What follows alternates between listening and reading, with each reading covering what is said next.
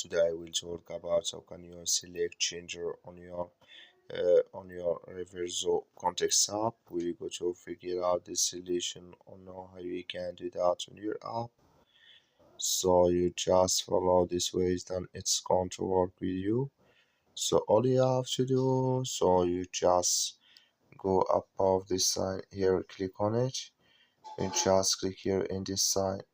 It's going to show for you a list like this here. Then all you have to do, so you just click on your photo profile here.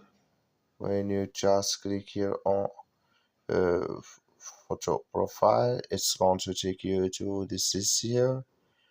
So then you come here to changer here, and here can you select your changer if you here you are one or family here.